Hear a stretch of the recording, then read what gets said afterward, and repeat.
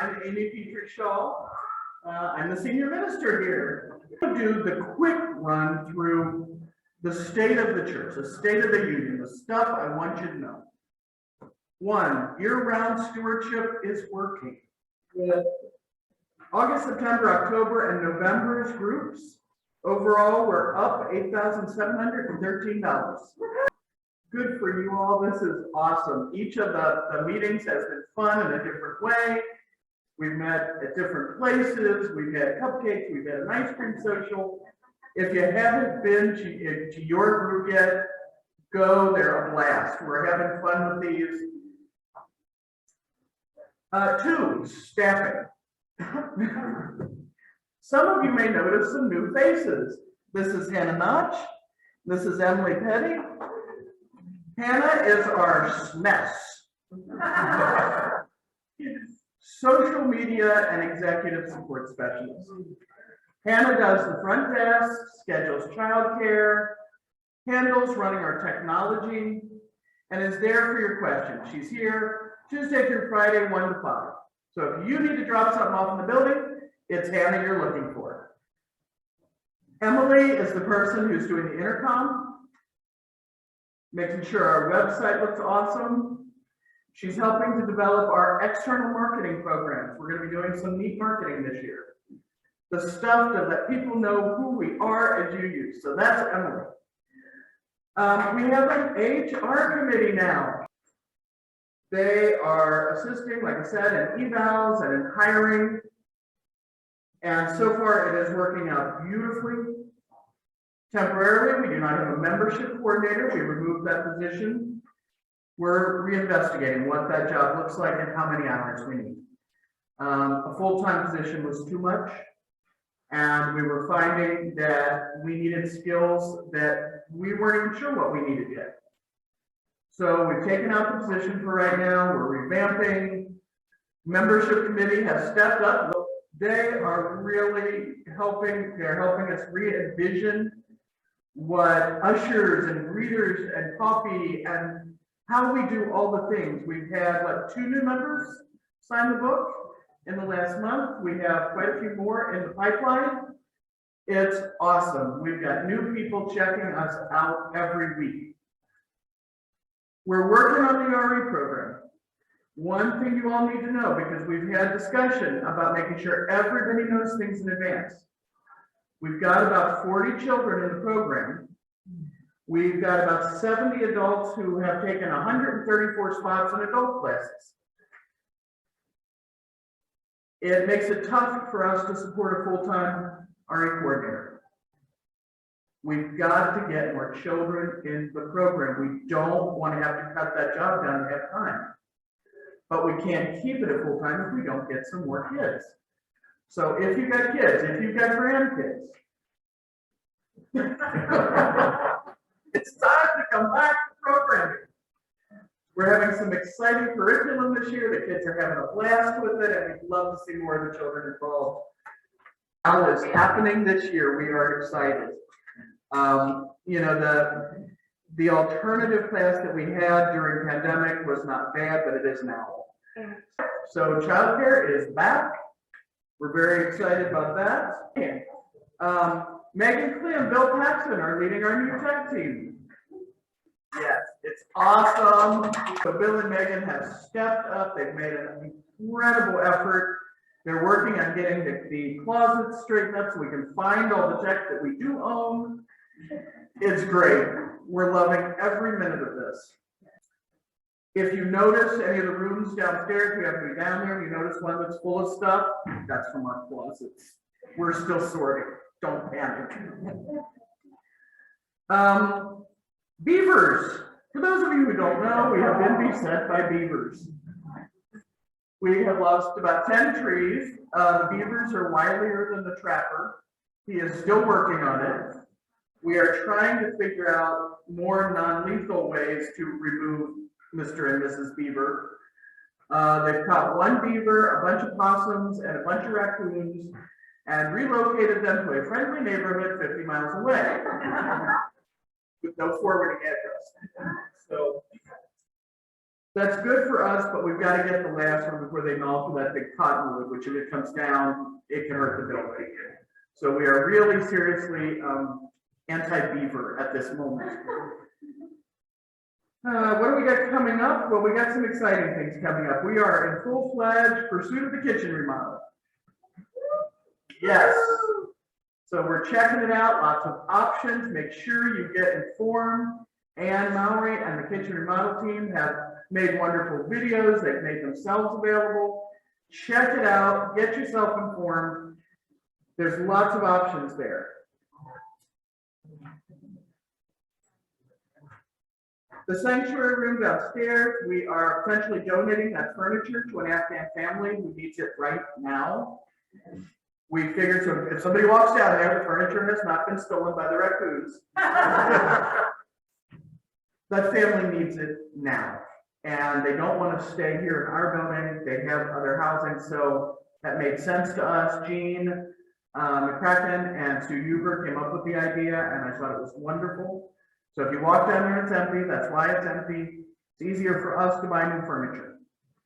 So we'll be talking over the next couple of weeks or months about what we want to do with that room. We don't want to do anything permanent with it in case we need it again for a sanctuary room.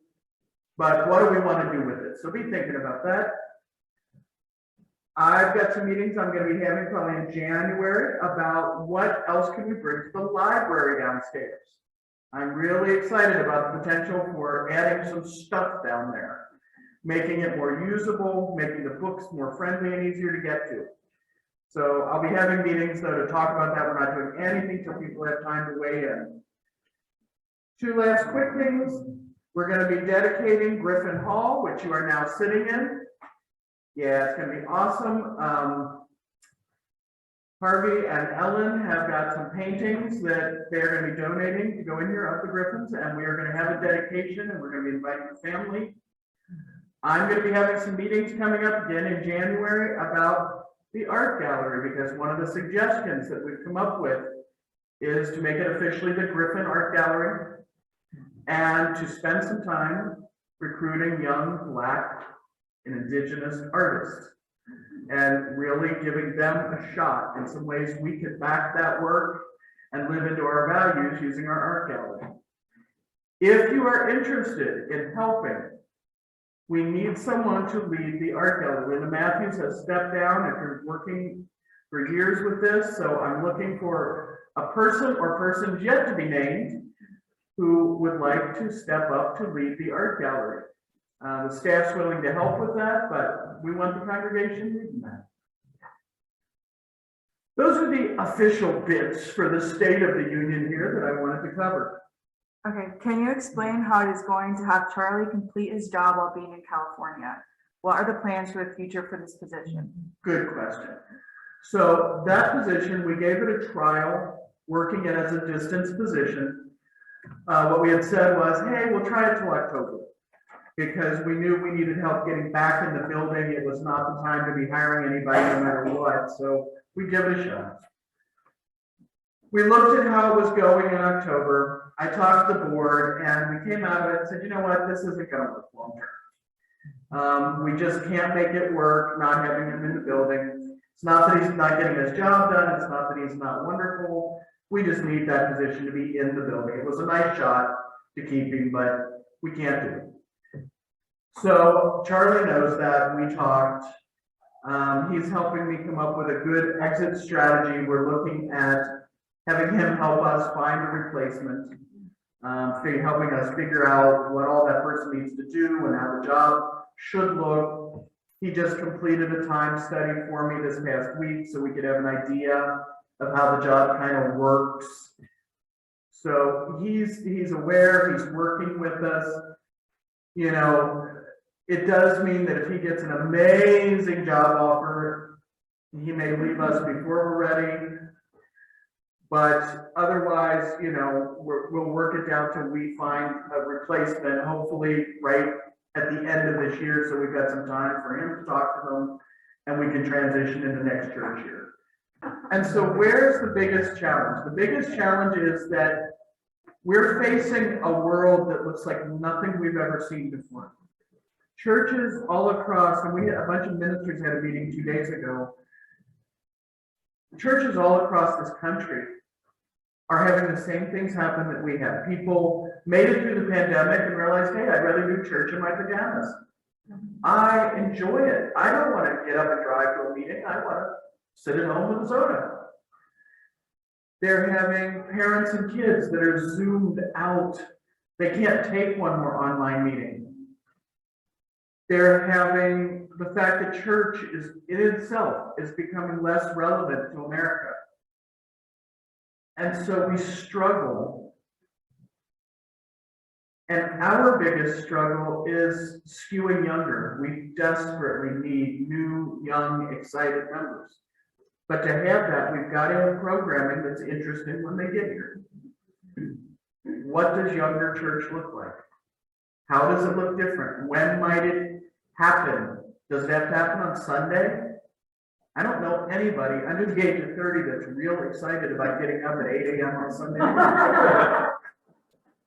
I'm 52 and I don't want to get up. And meeting is out into the community. We can't stay holed up in our building. So I'm looking at a couple things, getting the community in and getting your help to get the community in and getting us out. How do we get the community in? It starts with small changes. Changes like taking our library, bringing some of the older books up here where they're easier for somebody older to get a hold of. I don't know of anybody that wants to run down the steps to get one book. Why can't we figure out bookcase space up here for someone? Take some of that space after we've had people go through the books and curate what we've got and make sure what we got is what we want. Get some computers down there. Get a sewing machine. Get a glow forge. Get a Cricut. Get all the things we need to have maker space. Other things like the Griffin Gallery. We have artists in this building partnering with organizations out in the community to get those artists in, helping them to develop their marketing so that they give us the right to sell prints of one of their works. Starting a whole selection. Once we get the gallery running hard, starting spoken word programs, slam poetry, young slam artists, and then saying, now what can we do for you all? How do we reach back out? We are deeply tied into the immigrant community. How do we put you front and center? Using our building and our space to get life in this building and to take our life out in that community. She said, how about we open up our church to the immigrant community so they can have their own services? Absolutely. That's who we should be. Ask if there are any plans to make the stage more accessible. And I would very much like to see us do that. Be able to get that space ramped.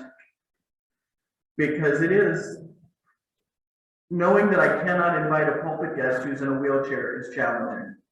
We've got what's going to be happening probably the week between Christmas and New Year, if I can get the tape in. We're going to be putting down the reflective tapes so that we can see the edges of steps better. I've got to talk to Charlie. We're supposed to be putting in the automatic doors on the west and the east doors, the button push doors. So those little bits need to get done. We're trying to get the real lift finished. When all that's done, then the next project that I want to do is the stage. Commit to doing this periodically in the coming year, if that's the will of the congregation. I would love to. One of the things that we've been talking about on Tuesday nights when we're doing this widening the circle group is if we want transparency to happen, that means two things. One, it means I do stuff like this, and then I'm excited about doing stuff like this. It isn't it's a labor of love. And two, that we present information multiple ways. You all know how easy it is to get sick and tired of emails, phone calls. People tell you stuff as they zoom by, you're sick of it. But to be able to do it like this and put it in the intercom and send an email, you'll get the info you need. Somewhere in there will be a piece that isn't aggravating. Yes, I would love to do these. I would love to do them, however often seems to be. And the board and I can talk about that, and then other folks, you're welcome to weigh in if you have an idea on how often you'd like to see these. But we'll get that figured out, how often to do these. But yeah, I love it. Because it's your church. It's our church. And this is just awesome. So thank you.